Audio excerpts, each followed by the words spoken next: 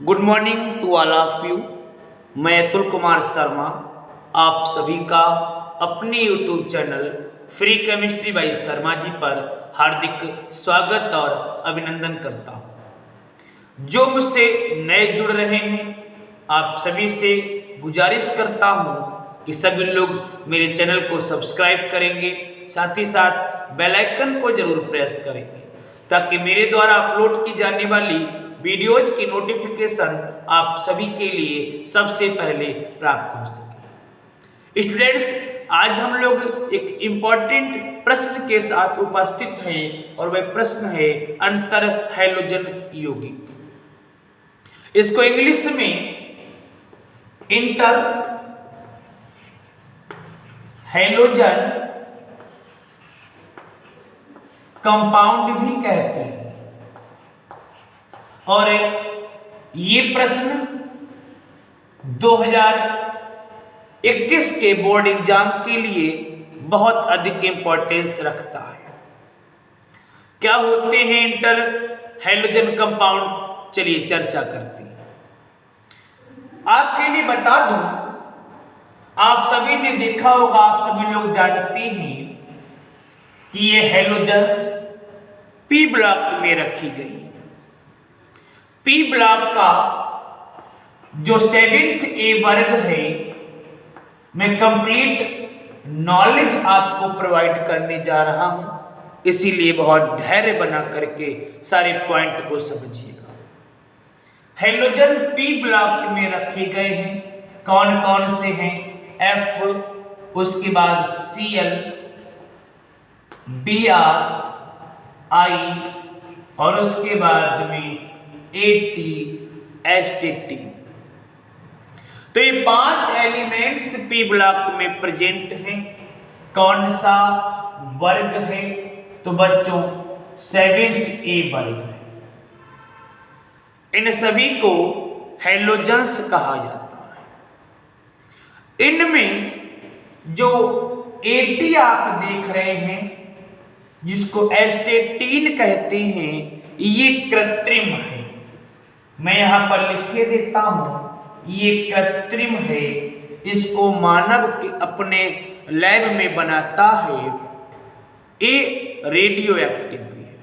आप एक एक पॉइंट को नोट कर लेना। अगर आपसे कोई पूछे हैलोजन्स में कौन रेडियो एक्टिव है, तो ये जो आप AT देख रहे हैं, ये रेडियो एक्टिव है। इसके अंदर से विशिष्ट प्रकार की तरंगे निकलती रहती हैं। क्लियर हो गई बात? अब 4 एलिमेंट बचे, F, Cl, Br और I। आप सभी जानते हैं कि हम लोग जैसे जैसे ऊपर से नीचे आते हैं, जो वैद्युत ऋणात्मकता है, वैद्युत ऋणात्मकता, तो वैद्युत ऋणात्मकता का जो मान है वह कम होता जाता है। पॉइंट को समझना बच्चों, और एक एक बात को समझ करके अपने कॉपी पर नोट करना। जैसे जैसे हम लोग ऊपर से नीचे के लिए आएंगे, वैद्युत ऋणात्मकता का मान कम होता जाता है। ये मैंने कुछ अतिरिक्त बातें आपके लिए बताई। इंटर हैलोजन परिभाषा क्या होगी? परिभाषा देखिए, जब दो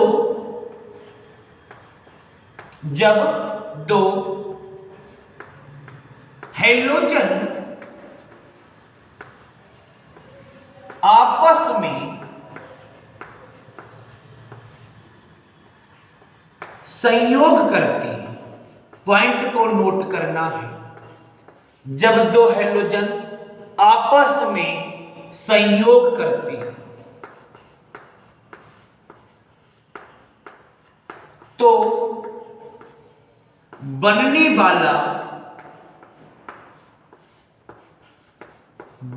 वाला यौगिक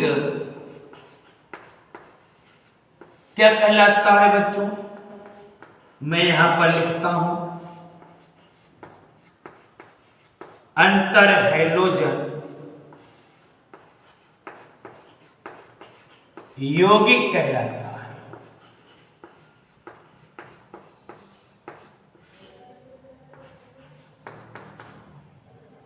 डेफिनेशन खत्म हो गई। क्या डेफिनेशन मैंने बोली आप एक बार देख लीजिएगा। जब दो हैलोजन आपस में संयोग करते हैं तो बनने वाला यौगिक अंतर हैलोजन यौगिक कहलाता है। यह डेफिनेशन है अंतर हैलोजन यौगिक की। दो हैलोजन जब आपस में संयोग करेंगे तो उनसे जो यौगिक बनेगा उसको हम लोग अंतर हैलोजन यौगिक नाम देंगे। आप चाहे तो इसका एक बार स्क्रीनशॉट ले लीजिए। अब डिफिनीशन को तो हमने समझ लिया कि दो हैलोजन जब आपस में संयोग करती हैं तो संयोग करने से जो यौगिक बनते हैं उसको हम लोग इंटर हैलोजन कंपाउंड कहते हैं, अंतर हैलोजन यौगिक कहते हैं। लेकिन बच्चों प्रश्न ये उठता है कि क्या कोई सी भी हैलोजन, कोई सी भी दो हैलोजन आपस में संयोग कर लेंगे? ये प्रश्न उठता है मन में। क्या हम कोई सी भी दो हैलोजन ले लें, उनको किसी भी प्रकार से जोड़ दें, अंतर हैलोजन यौगिक बन जाएगा? आपको इस पर ध्यान देना है। कैसे, मैं बताता हूं। अंतर हैलोजन यौगिक का जो सामान्य सूत्र होता है मैं यहां पर लिख ही देता हूं बच्चों। जो सामान्य सूत्र होता है वह AXN होता है। इस सूत्र से आप समझ जाएंगे कि दो हैलोजन किस प्रकार से जुड़ेंगे। AXN सूत्र है जहां पर जो आप A देख रहे हैं ये कम विद्युत ऋणात्मक है। कैसा है? कम विद्युत ऋणात्मक तत्व। क्लियर हो गई बात? और जो X आप देख रहे हैं बच्चों वह अधिक विद्युत ऋणात्मक तत्व है। अधिक विद्युत ऋणात्मक तत्व। आई होप अब आपको कुछ बातें समझ में आ रही हैं। सामान्य सूत्र AXN है जहां पहले A जुड़ा है, पहले कौन सा तत्व जुड़ा है? पहले वह तत्व जुड़ा है जिसका वैद्युत ऋणात्मक कम है, जो कम वैद्युत ऋणात्मक है, और उसके बाद में वह जुड़ा है जो अधिक वैद्युत ऋणात्मक है। क्लियर हो गई बात? और N की जो वैल्यू होती है बच्चों वह विषम संख्या में होती है। किस में होती है बच्चों? विषम संख्या में होती है। कौन कौन सी संख्या होती है? तो 1, उसके बाद 3, उसके बाद 5 और उसके बाद 7। n का मान विषम संख्या में होता है 1, 3, 5 और 7। कुछ समझ में आ रहा है? जैसे जैसे हम लोग आगे बढ़ेंगे बहुत ही मक्खन की तरह बच्चों अपना ये टॉपिक क्लियर हो जाएगा। आप इसका स्क्रीनशॉट एक बार ले लीजिए। अब हम लोगों ने इतना जान लिया कि जब इसका हम लोग सूत्र बनाएंगे तो एक कम विद्युत ऋणात्मक पहले आएगा, X मतलब अधिक वैद्युत ऋणात्मक बाद में आएगा। क्लियर? N का स्थान, N की संख्या पता हो गई आपको, 1, 3, 5, 7 विषम संख्या रहेगी।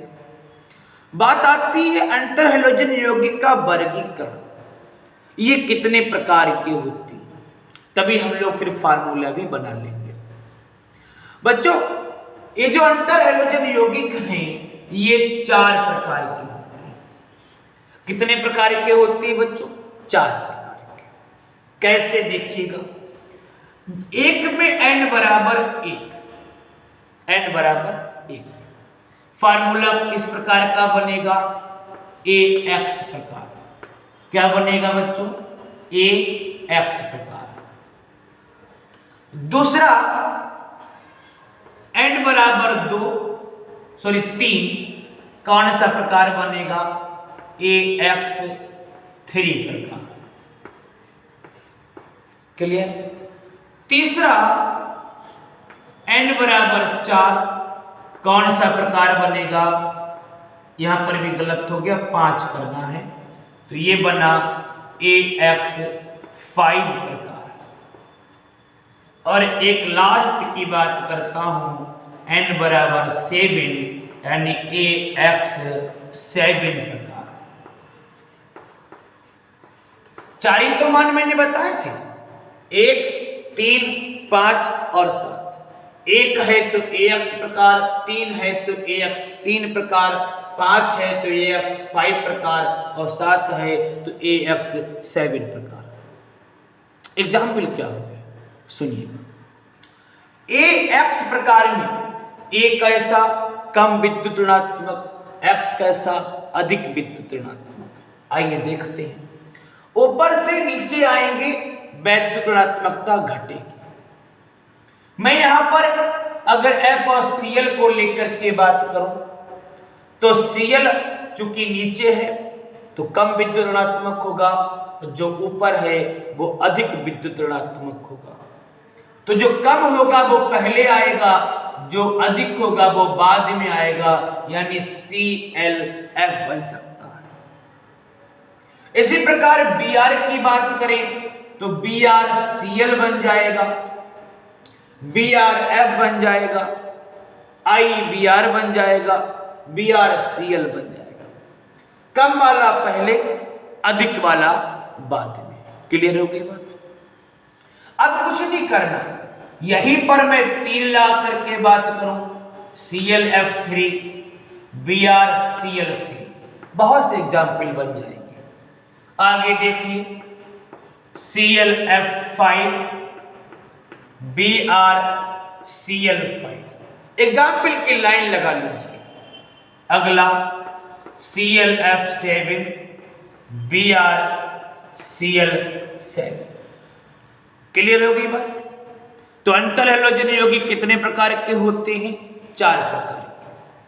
AX प्रकार के, A कम विद्युत ऋणात्मक, X अधिक विद्युत ऋणात्मक। एग्जाम्पल बना सकते हैं AX3 प्रकार, AX5 प्रकार और AX7 प्रकार। क्लियर हो गई बात। किसी कोई समस्या हो तो आप लोग मुझे तुरंत कमेंट्स बॉक्स में बताएंगे।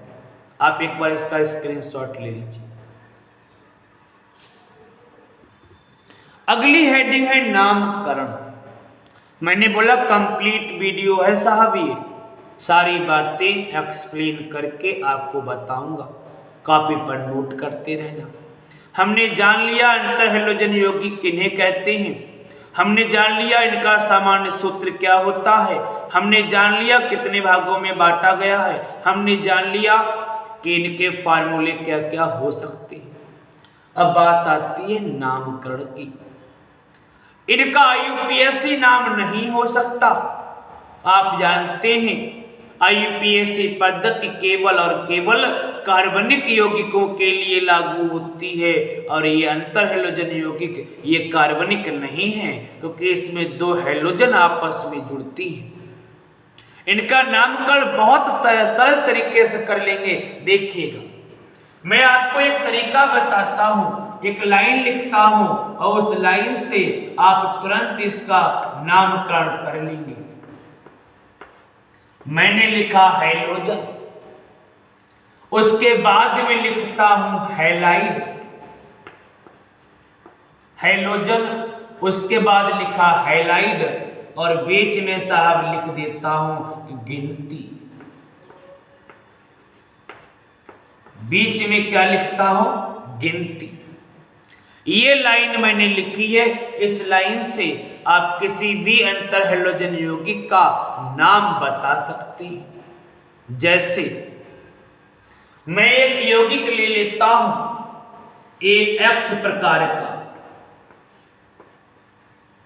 वह यौगिक मैंने ले लिया BrCl।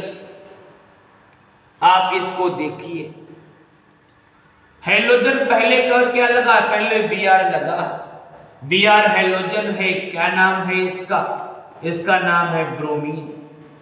क्या नाम है? ब्रोमीन। फिर लास्ट में हैलाइड है, क्लोरीन है, हैलाइड के रूप में लिखना है तो ये बच्चों क्या हो जाएगा, क्लोराइड हो जाएगा। क्या नाम हुआ, ब्रोमीन क्लोराइड।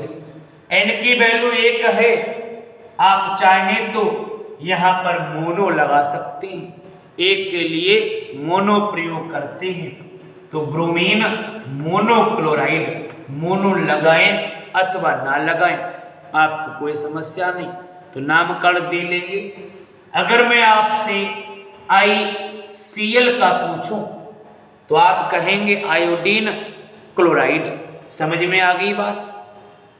मैं आपसे कहूं ClF तो आप कहेंगे क्लोरीन फ्लोराइड। समझ में आ गई बात। तो ऐसे स्टूडेंट्स जो इसका नामनक्लेचर सीख चुके हैं, जो इसका नाम बता सकते हैं, कमेंट्स बॉक्स में अपना नाम जरूर बताएं।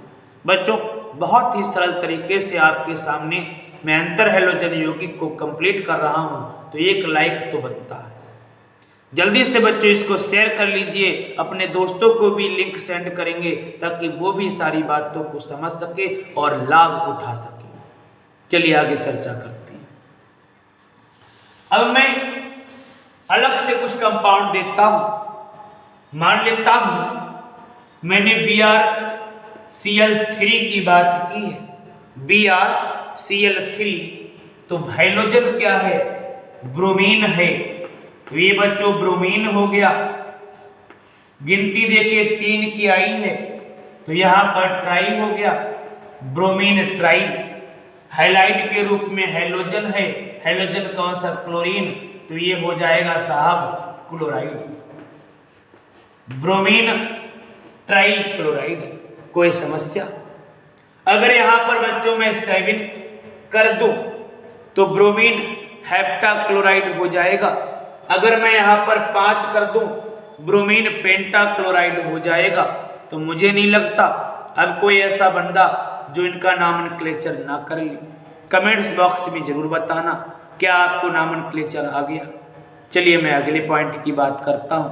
मैं इसको रफ कर देता हूं, आप एक बार इसका स्क्रीनशॉट ले लीजिए। अगला पॉइंट है बच्चों संकरण का।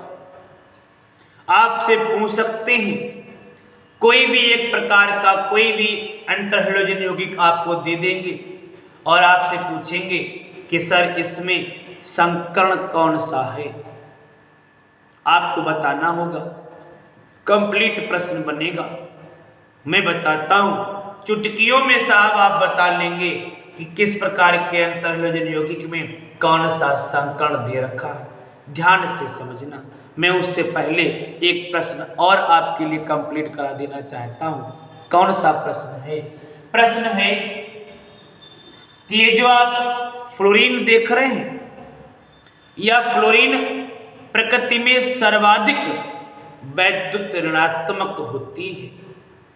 सर्वाधिक वैद्युत ऋणात्मक फ्लोरीन प्रकृति में सबसे ज्यादा वैद्युत ऋणात्मक है। क्यों? इंपॉर्टेंट प्रश्न मैं डिस्कस करके आपके सामने एक्सप्लेन करता हूं, सुनिएगा बच्चों। फ्लोरीन का जो परमाणु क्रमांक होता है वह 9 होता है। प्रत्येक तत्व की इच्छा होती है कि कैसे भी करके वह स्थायी विन्यास को प्राप्त कर ले, स्थायी संरचना को प्राप्त कर ले। उसके लिए वह इलेक्ट्रॉन देता भी है, वह इलेक्ट्रॉन लेता भी है। हम जब इसके विन्यास को देखते हैं तो विन्यास कुछ इस तरीके से मिलता है, 1s2 2s2 2p कितने बचे? 4 हो गए, 5 बचे। हम जब इसका विन्यास निकालते लास्ट के दोनों कक्षक को बना करके देखते हैं तो एक साहब 2s2 है, दूसरा आप देखेंगे तो आपके लिए 2p5 मिलेगा। S में 2 इलेक्ट्रॉन हमने भर दिए, P में 5 है, 1 2 3 4 5। आपको यह भी पता होगा कि 2 तरीके से स्थायी हो सकते हैं। या तो उनका कक्षक पूर्ण पूरित हो या फिर उनका कक्षक अर्धपूरित हो। जिनको अर्धपूरित और पूर्ण पूरित नहीं पता है कमेंट्स बॉक्स में जरूर लिखेंगे, मैं उनके लिए एक सेपरेट वीडियो बना दूंगा और आपको बता दूंगा कि पूर्ण पूरित और अर्धपूरित होते क्या है। यहाँ पर केवल बेसिक में बताऊंगा कि जो कक्षक पूरे भरे हुए होते हैं, जैसे पी में 6 इलेक्ट्रॉन आते हैं, अगर पी में 6 इलेक्ट्रॉन हो जाते हैं तो वह पूर्ण पूरित होता है। अगर पी में आधे हों अर्थात 3 तो वह अर्धपूरित होता है। और अगर ये 2 कंडीशन रहती हैं, या तो पूर्ण पूरित या अर्धपूरित, तो बच्चों वह तत्व स्थायी हो जाता है। अब मैं बात इसकी करता हूं, ये केवल और केवल एक इलेक्ट्रॉन को लेता है, इलेक्ट्रॉन को देता नहीं। ये इलेक्ट्रॉन को कभी नहीं देता, ये इलेक्ट्रॉन को ले सकता है, दे नहीं सकता। ये हमेशा निगेटिव बनाता है, हमेशा निगेटिव बनाता है। इसीलिए इसकी इलेक्ट्रोनिगेटिविटी वैद्युत ऋणात्मकता सर्वाधिक होती है। क्लियर हो गई बात? अगर आपसे कोई पूछे फ्लोरीन सर्वाधिक वैद्युत ऋणात्मक है क्यों, तो मैं बता दूं कि फ्लोरीन हमेशा इलेक्ट्रॉन को ग्रहण करेगा, इलेक्ट्रॉन का त्याग नहीं करेगा। ये पूर्ण पूरित होगा, अर्धपूरित नहीं होगा। क्यों नहीं होगा उसको भी सुन लीजिए। अगर ये अर्धपूरित होना चाहेगा तो ये अपने इलेक्ट्रॉनों को अलग करेगा और अलग करके ये इलेक्ट्रॉन भेजेगा डी कक्षक में। और हम जानते हैं दूसरे आवर्त में 2 ही कक्षक बनते हैं, एस और पी। तीसरे में एस पी और डी बनता है, चौथे में एस पी डी और एफ बनता है। समझ में आ गई बात? क्लियर हो गई? इसके पास डी कक्षक नहीं है, इसीलिए बच्चों ये अपने इलेक्ट्रॉन को दान नहीं देगा, दूसरे के इलेक्ट्रॉन को ग्रहण कर लेगा और हमेशा क्या बनाएगा? निगेटिव बनाएगा। इसीलिए बच्चों ये जो फ्लोरीन है वो निगेटिव होती है, सर्वाधिक वैद्युत नेगेटिव होती है। सबसे ज्यादा विद्युत ऋणात्मकता फ्लोरीन की ही होती है। क्लियर हो गई बात? एक बार इसका स्क्रीनशॉट ले लीजिए, फिर मैं आगे चर्चा करता हूं। अब संकर्ण को स्पष्ट करते हैं। एक लाइन में आप लोग संकर्ण बता लेंगे, देखिएगा। 4 प्रकार के मैंने बताए थे यौगिक, AX3, AX5 और AX7, ये 4 प्रकार थे।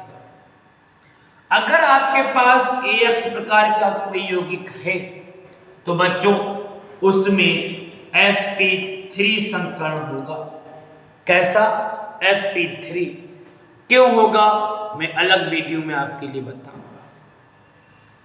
AX3 प्रकार का है तो इसमें आपके लिए sp3d1 संकर्ण होगा। कैसा? sp3d1 संकर्ण होगा। AX5 में sp3d2 संकर्ण होगा। इसी प्रकार AX7 में sp3d3 संकर्ण होगा। क्लियर हो गई बात? ये मैंने आपके सामने एक लाइन बना दी है। AX प्रकार का कोई भी यौगिक हुआ तो उसमें sp3 संकर्ण होगा। AX3 प्रकार का कोई यौगिक है तो उसमें sp3d1 संकर्ण होगा। AX5 प्रकार का कोई यौगिक है तो उसमें sp3d2 संकर्ण होगा। और AX7 प्रकार का कोई यौगिक है तो उसमें sp3d3 संकर्ण होगा। क्लियर हो गया? मैं आपसे पूछता हूं ICl5 में कौन सा संकर्ण होगा? ICl5, तो ये ICl5 AX5 प्रकार का यौगिक है और इसमें संकर्ण कौन सा होगा? sp3d2। मुझे नहीं लगता कि अब कोई ऐसा बंदा हो जो संकर्ण ना बता पाए। आप इसको एक बार नोट कर लीजिए, मैं आगे बात करता हूं। अब जो अगला पॉइंट हम लोग पढ़ने वाले हैं वह बच्चों संरचना से संबंधित है, संरचना की बात करते हैं। चलिए स्टार्ट करते हैं। देखिए संरचना, चूंकि यौगिक के 4 प्रकार के हैं। पहला कौन सा? AX प्रकार। बच्चों कोई सा भी आप यौगिक उठा लीजिए, अगर वो AX प्रकार का है तो या तो वो इस तरीके से जुड़ेगा, या तो वो इस तरीके से जुड़ेगा, किसी भी तरीके से जुड़े, लेकिन साहब उनके जुड़ने का जो तरीका होगा वो एक सीधी लाइन में होगा। अर्थात मैं कह सकता हूं कि AX प्रकार के जितने भी यौगिक हैं उनकी जो संरचना होगी बच्चों में कैसी होगी? रेखीय होगी। कैसी होगी? रेखीय। क्लियर होगी बात? तो AX प्रकार के जितने भी यौगिक हैं उन सबकी संरचना किस प्रकार की होगी? तो रेखीय होगी। चलिए दूसरे प्रकार की बात करते हैं। दूसरा जो प्रकार अपने पास में है बच्चों, वह प्रकार है AX3। पेपर में एक बार क्वेश्चन बना था कि किस प्रकार के अंतर हैलोजन यौगिक की संरचना टी शेप्ड होती है। टी मैं लिखे भी देता हूं, टी शेप्ड, टी आकार की होती है, टी शेप्ड होती है। ये प्रश्न पूछा गया था, मैं बताता हूं। देखिए ए को मैं बीच में लिख लेता हूं, ऊपर X, नीचे X और यहां पर X। इसको जरा रोटेट कर दीजिए, घुमा दीजिए। कैसी संरचना बन रही साहब? कैसी बन रही है? टी आकार की बन रही है। यही प्रश्न पूछा गया था कि किस अंतर हैलोजन यौगिक की संरचना टी शेप्ड होती है, टी आकार की होती है। तो बच्चों AX3 प्रकार के यौगिक की संरचना टी शेप्ड होती है।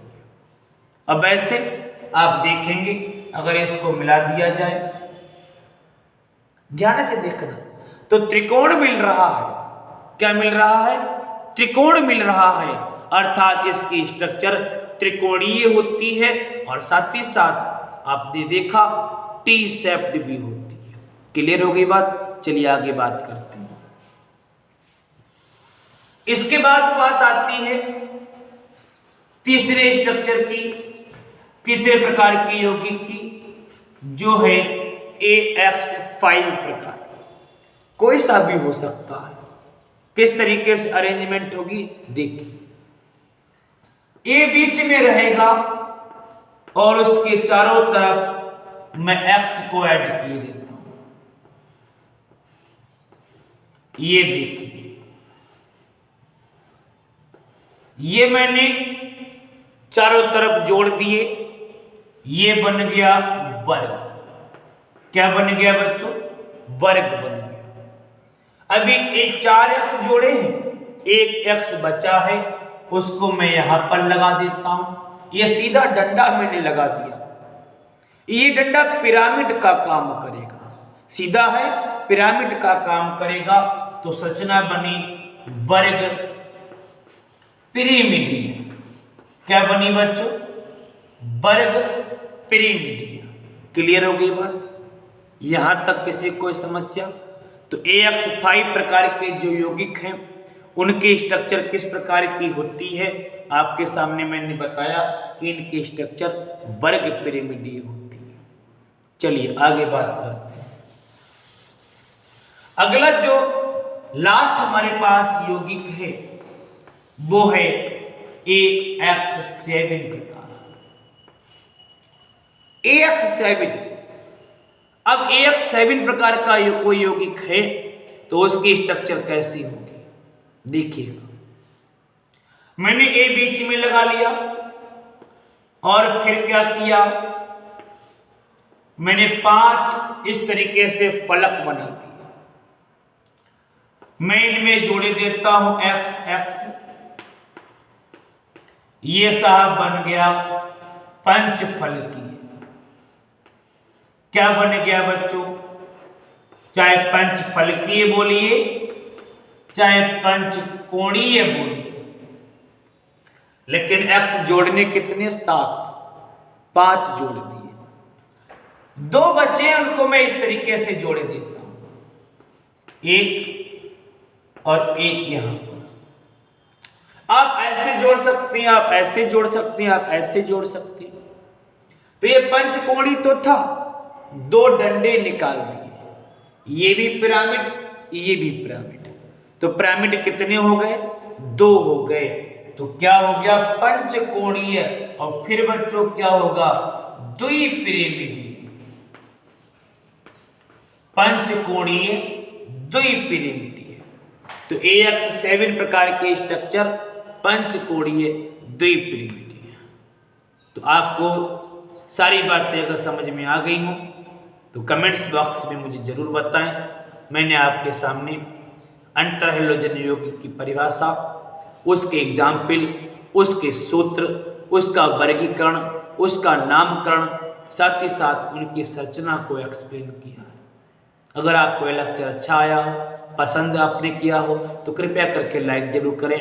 और हाँ, सब्सक्राइब जरूर कर लेंगे जिन्होंने अभी तक सब्सक्राइब नहीं किया, ताकि मेरे द्वारा अपलोड की जाने वाली वीडियोज़ की नोटिफिकेशन आप सभी को सबसे पहले प्राप्त हो सके। एक लाइक तो बनता है। तब तक के लिए घर पे रहिए, सेफ रहिए। मैं जल्द ही इसके नेक्स्ट वीडियो के साथ फिर उपस्थित होता हूँ। Good bye.